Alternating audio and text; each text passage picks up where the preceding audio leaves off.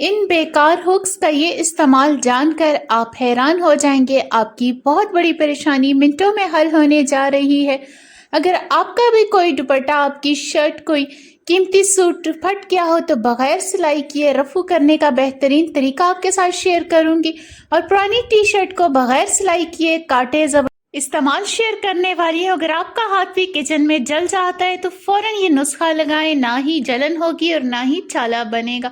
अगर आप भी आजकल फ्रूट फ्लाइज से बहुत तंग हैं तो ये एक ट्रैप जरूर बनाइए। तो बिस्मिल्लाहिर्रहमानिर्रहीम, अस्सलाम वालेकुम। Huma kitchen tips and tricks में खुश आमदीद। जिंदगी में कभी खुशी और कभी गम वाली सिचुएशन अक्सर ही रहती है और बहुत सारी परेशानियां भी अचानक आ जाती हैं। जैसे कोई नई कपड़ा हमसे पहने पहने फट जाता है, या कोई दुपट्टा हो या लॉन का कोई सूट हो उस पर कट पड़ जाए तो हम बहुत परेशान होते हैं, क्योंकि उसे रफू कराना एक अलग से झंझट होता है। तो आज किसी भी फटे हुए कपड़े को, दुपट्टे को, लॉन के किसी भी साड़ी वगैरह को अगर आपकी कोई नई चीज़ फट जाए तो बगैर सिलाई किए मैं आपको ज़बरदस्त एक इसको रफू करने का तरीका शेयर करूंगी। आपने शीशा टेप ले लेनी है, वही टेप जो ट्रांसपेरेंट होती है। अब आपने इसका इतना ही पार्ट कट करना है जितना कि आपका कपड़ा फटा हुआ है। आप नीचे वाली साइड पे से उल्टी साइड पे लगा लें अच्छे से, और गैप बिल्कुल भी ना रहे दोनों कपड़ों को आपस में मिलाकर, तो आपने इसको लगा देना है। अब आपने सीधी साइड से पलट देनी है। आपके पास जो भी कलर का कपड़ा हो आपने उस तरह की नेल पॉलिश ले लेनी है। रेड हो, ब्लैक हो, मेरे पास जैसे वाइट है तो वाइट ही नेल पॉलिश मैंने ले ली है। अगर नहीं तो मिलता जुलता ये जो फूलों का रंग है आप वो ले सकते हैं। ऊपर आपने अच्छा सा लगा लेना है, फिर आपने इसे ड्राई होने दे देना है। तो ये ड्राई होकर आपस में बिल्कुल अच्छे से कपड़े को पकड़ लेगी और बिल्कुल मालूम नहीं होगा कि ये कपड़ा फटा हुआ है।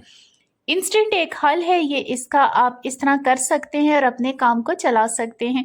अक्सर हमारे पास कोई शर्ट्स फेड हो जाती हैं, पुरानी हो जाती हैं, बच्चों की छोटी हो जाती हैं, तो फेंकने के बजाय आप ये चीज़ ज़रूर बनाएं, आपके बहुत काम आने वाली है। यहाँ दो आइडियाज़ मैं आपके साथ शेयर करने वाली हूँ। पहले तो आप उसको उल्टा करके इस तरह चौनट डालकर इसको अच्छे से आप मजबूती से बांध देंगे। चौनट आपने बिल्कुल बराबर डालनी है ताकि जब आप इसे सीधी तरफ करें तो इसमें खूबसूरत सी चौनट्स बन जाएं।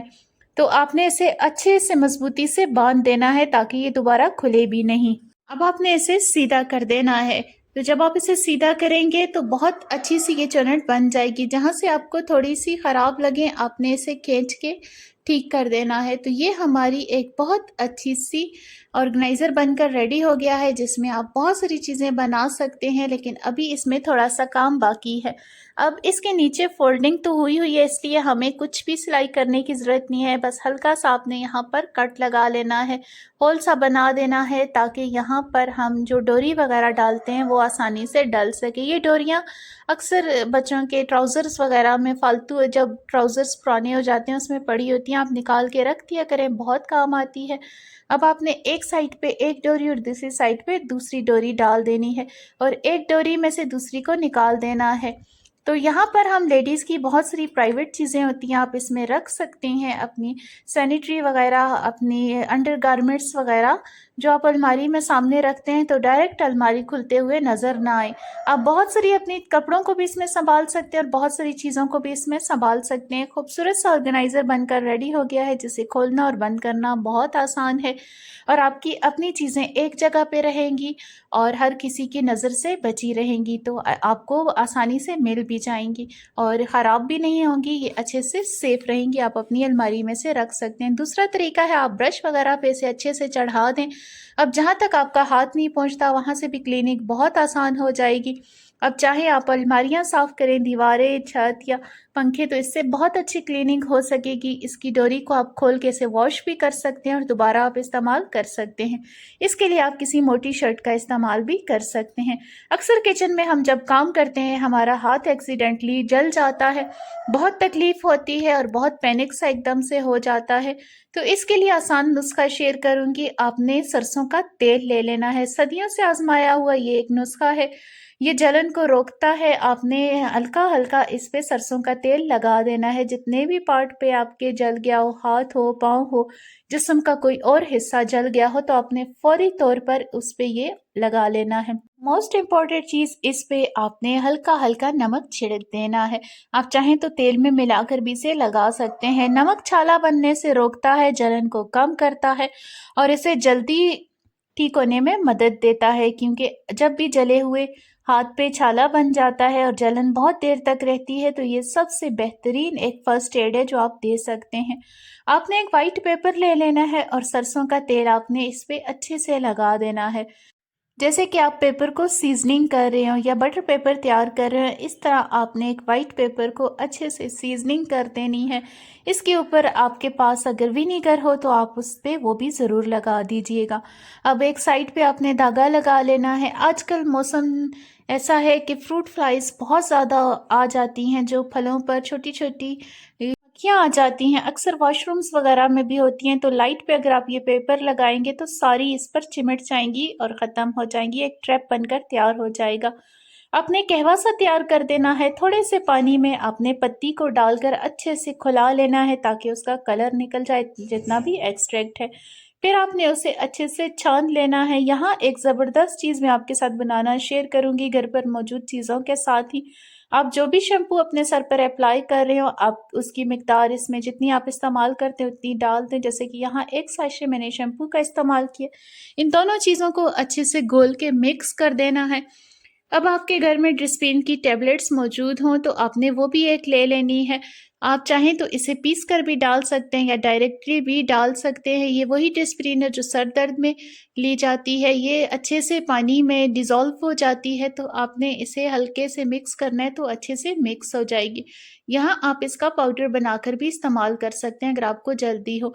तो आजकल जैसे मानसून है तो बहुत ज़्यादा बाल झड़ रहे हैं, रफ़ हो रहे हैं, घोंसला-नुमा रूखे हो रहे हैं, तो ये उसके लिए बहुत मुफीद है। आपने इसे आम तौर पर शैम्पू की तरह इस्तेमाल करना है। इससे आपके बाल मजबूत होंगे, उनका रूखापन ख़त्म होगा और आपके जो बालों को बहुत अच्छी न्यूट्रिशन मिलेगी और बाल सेहतमंद रहेंगे। फालतू पड़ी हुई ब्रा के इन हुक्स का इस्तेमाल जानकर आप हैरान रह जाएंगे।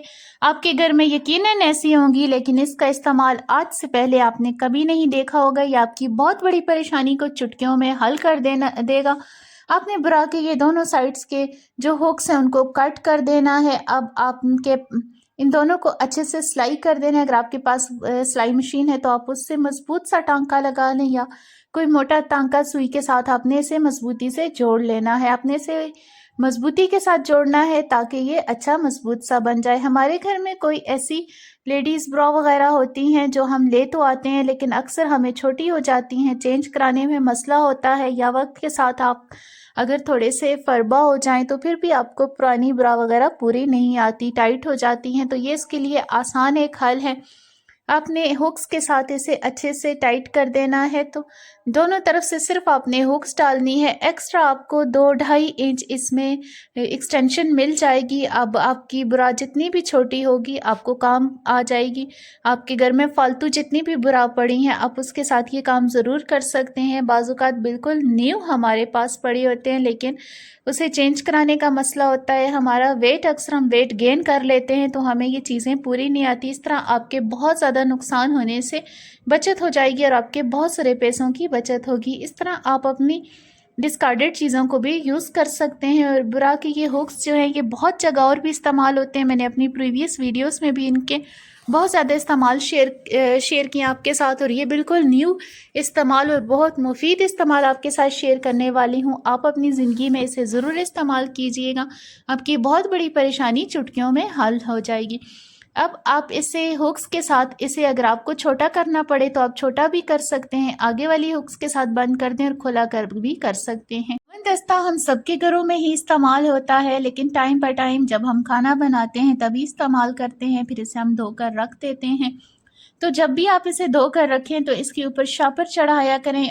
इससे आपकी बार बार मेहनत की बचत होगी और बहुत ज़्यादा टाइम की भी बचत होगी, क्योंकि जब भी हम हवन दस्ता धोकर रखते हैं, दोबारा इस्तेमाल पर इसे दोबारा निकाल कर धोते हैं, खुश्क करते हैं, बहुत ज़्यादा टाइम इसमें कंज्यूम होता है और हमारी मेहनत भी लगती है, क्योंकि जब भी खुला हवन दस्ता पड़ा होता है हमें नहीं पता इसमें किस कीड़े मकोड़े ने मुँह मारा है, चला है, छिपकलियाँ, कॉकरोचेस, कोई भी चीज़ इसमें चल के जाती है तो धोए हुए हवन दस्ता को दोबारा धो के हमें इस्तेमाल करना पड़ता है। लेकिन जब भी आप इस पे शॉपर वगैरह चढ़ा कर रखेंगे तो जब भी आपको ज़रूरत हो आप इसे बग़ैर धोए खुश्क किए इस्तेमाल कर सकते हैं। दोबारा आप इसे धोकर रैप करके रख सकते हैं। प्याज छीलना वैसे भी बहुत मुश्किल होता है, लेकिन गर्मियों में तो और ज़्यादा मुश्किल होता है। इसके जो तेज़ी होती है आँखों को लगती है और हमें बहुत उलझन होती है और तकलीफ़ भी होती है। तो आपने थोड़ा सा ऑयल, कोई भी किस्म का कुकिंग ऑयल या सरसों का तेल छुरी पर लगा लेंगे और आप उससे अगर प्याज को काटेंगे तो जो इसका कड़वापन होता है वो ख़त्म हो जाता है, आँखों में जलन नहीं होती।